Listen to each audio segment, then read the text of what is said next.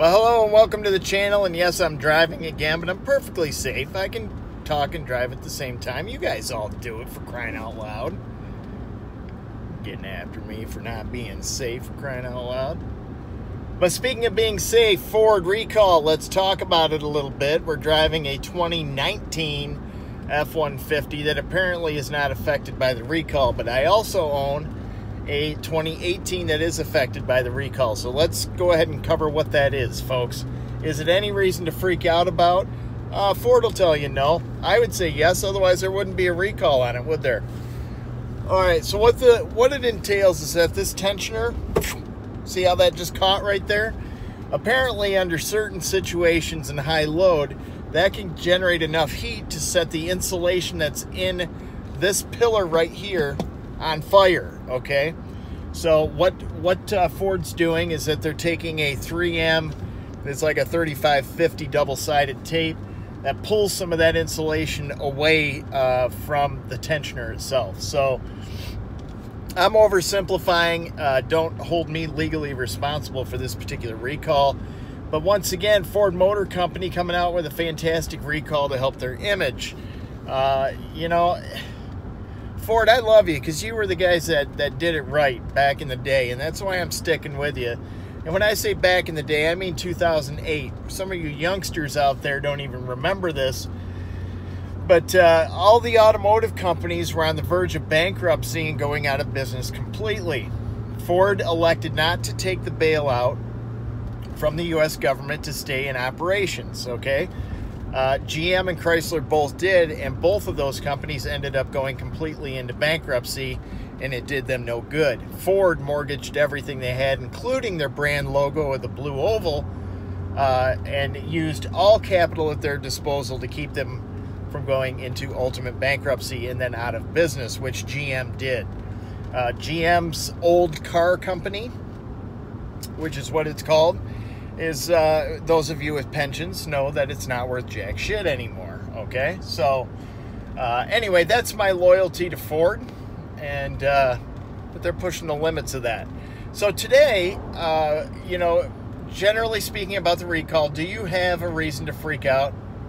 Yeah, is your car going to explode while you're sitting here? No. Could you get in an accident at any second? Yeah, you could. So get into your Ford dealer. It takes about an hour to do the recall, and they'll get it fixed up.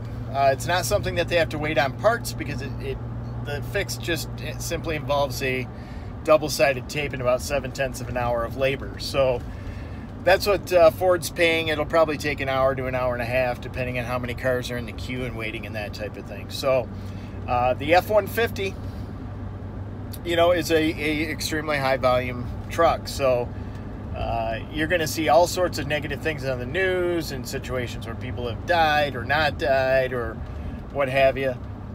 Ford is being proactive in this recall, and they're trying to get it fixed and taken care of. This isn't like a General Motors tailgate episode, you know, of 1999. So anyway, that's the scoop for today. Quick update on the buyback. I did get an update from Ford RAV today that they processed the extra payments. And when I say extra payments, what happened is that I said, hey, it's been another 60 days since we had agreed on the terms of this buyout, and in the meantime I've made 2 more payments, so your buyout sheet doesn't work anymore. You owe me an additional $2,400. So they had to get management approval on that. So it does appear that that's going. Unfortunately, I have to copy, you know, an attorney and Better Business Bureau in order to get that ball rolling or keep it rolling. But I would encourage you, if you have a buyback situation, call Lemon Auto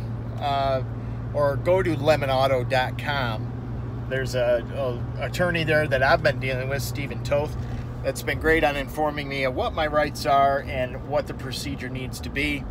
He was the one that got the Better Business Bureau involved, which seems to have a pretty good effect on the folks at Ford RAV in order to get a response. So we will be coming out with some videos here shortly. I'm actually going to do them today, showing you how to tune your GT350 and how to tune it not only for 100 octane, but a better tune for 93 octane as well as if you want to run corn, which I would so suggest, especially if you're tracking it, okay? Because number one, it's faster, and number two, it's faster, and number three, it's faster.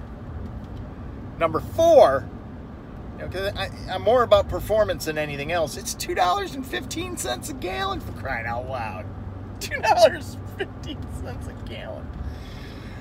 I was paying $8.99. For you guys that know, 100 octane fuel is about $9 a gallon right now. And yes, it smells good.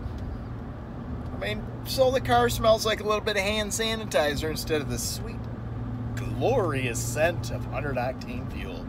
I don't care. It's still faster. And when in doubt, refer to rules 1 through 3 and priorities of their which and such, so forth and thereon. That didn't make any sense, but I don't care. What I do care about is making sure that you guys get the top performance level out of your GT350 or GT350R. Don't hold me liable if you blow it up. You guys are all telling me I'm stupid. I'll just tell you you're stupid. Probably didn't put oil in it. Oh, you didn't have any oil in your car. Yes, I did. There wasn't any oil in the car after it put a friggin' gaping, you know, 3-fingered thumb punch hole in the block. And those of you know what a 3-finger thumb punch is, that was funny. If you don't know what it is, look it up, for crying out loud. Jeez, oh Pete's. Speaking of for crying out loud, make sure you subscribe. Hit the little freaking bell on the bottom. Hit it. Don't wait. No one's gonna do it for you. Hit the bell, make sure the little lines are on the outside of it. If you can't find the bell, turn your phone sideways, kids. You're not going to see it unless you turn your phone sideways. Stinking kids. Jeez, oh Pete's.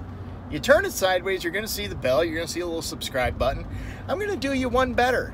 If you didn't see that subscribe button, there's going to be a little round thing that pops up here on the screen in about a hot minute.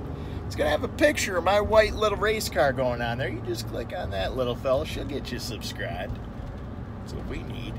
We're almost monetized, kind of waiting for that process to go through.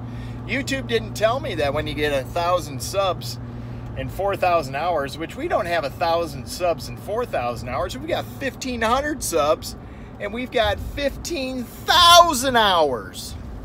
You overachievers. You guys. I love you. I do. You want a kiss? Give me kisses. Just kidding. Not really, just kidding. If you want a kiss, I'll give you a kiss. Unless you're a guy or a really ugly chick. Even if you're an ugly chick, I might do it. Who knows? Keep watching, kids. Subscribe. Leave a comment. Hit the bell. Later.